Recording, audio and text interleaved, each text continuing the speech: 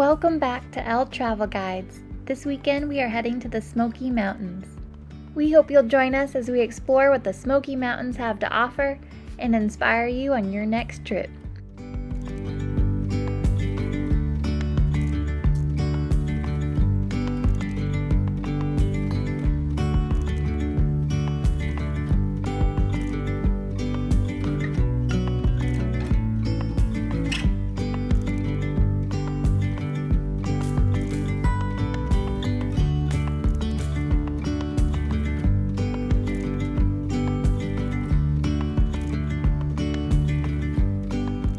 We are staying in Gatlinburg, which is just on the outskirts of the park.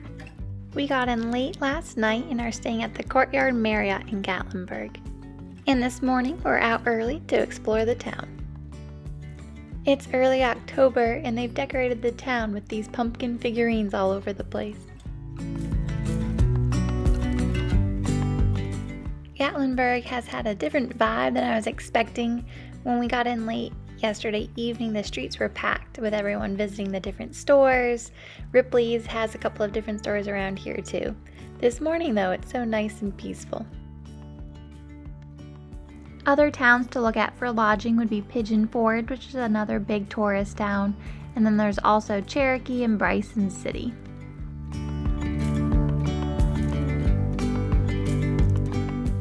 We've had our breakfast this morning and picked up our picnic lunch, and now it's time to head into the park.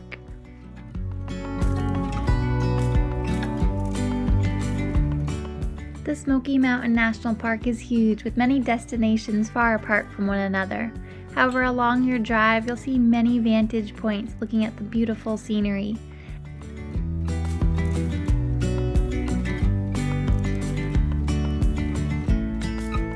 You could easily fill your days getting lost on the roads, finding wonders on your own, and enjoying the nature.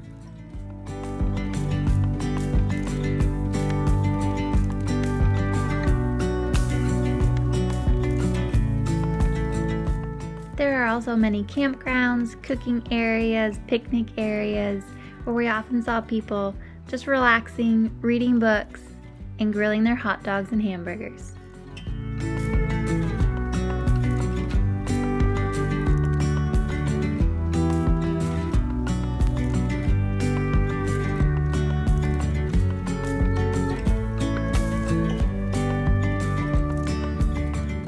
We quickly found the need to head to our nearest visitor center and ask the help from the experts.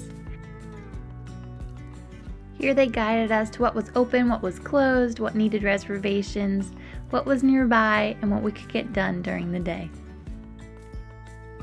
This led us to our first destination, the Foothills Parkway.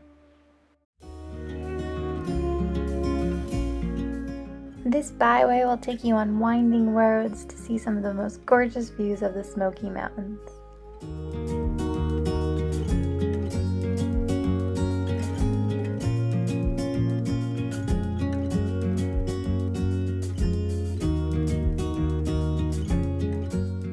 There is a beautiful and eerie smoke-like haze that hangs about the mountains. The Cherokee called it Shakanahay, blue like smoke.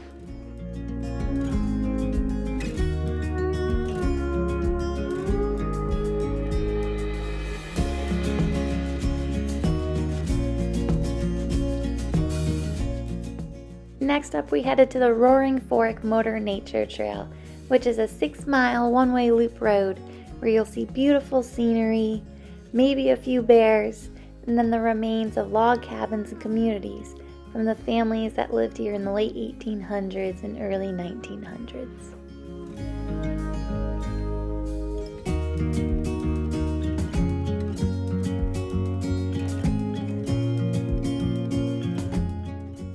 I'm standing here trying to imagine myself living this mountain life. There was an Ephraim Bales family that lived here between 1890s and 1930s. It was a mother, father, and 9 children that farmed their 72 acres of land for their living.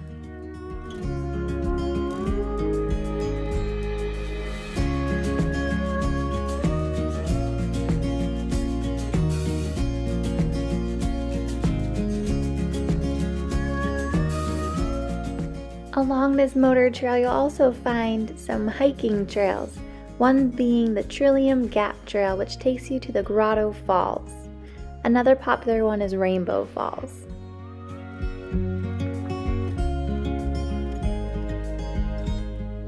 We are hiking the Trillium Gap Trail, which is a 2.8-mile round trip. It takes us to the Grotto Falls, where you can walk behind the cascading water.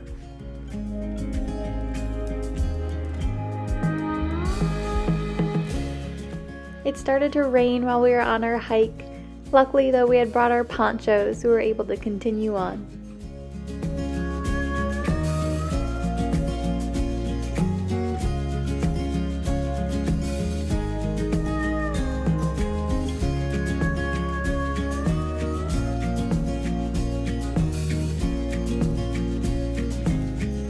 For our last itinerary item of the day, we were heading to Clingmans Dome.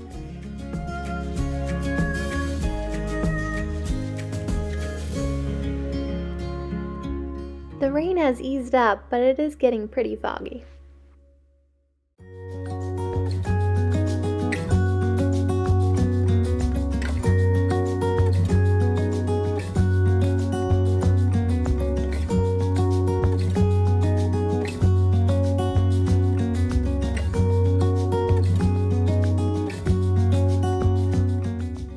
Once you get to the parking area, you will have a half-mile trail to bring you to the observation tower. The trail is paved but is very, very steep.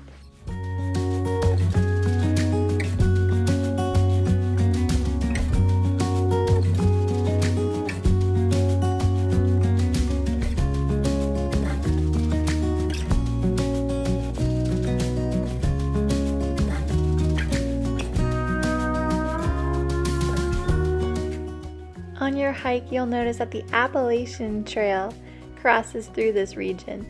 You can even take a little detour to say that you've been on the Appalachian Trail.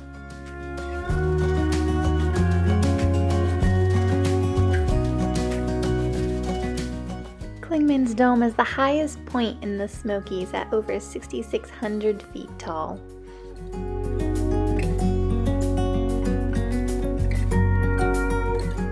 On the clearest of days, you're supposed to be able to see 100 miles around you. Not today, though.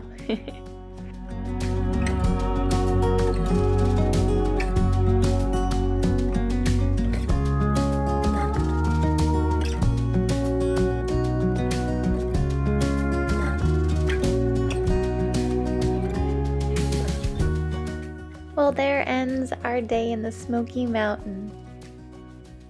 If you find yourself heading to the Smoky Mountains, I recommend bringing your food with you. Pack some picnic lunches. Be prepared for the weather and check to see beforehand what's open and what's closed. With that, I hope you have an amazing time on your next adventure, and I'll see you next time.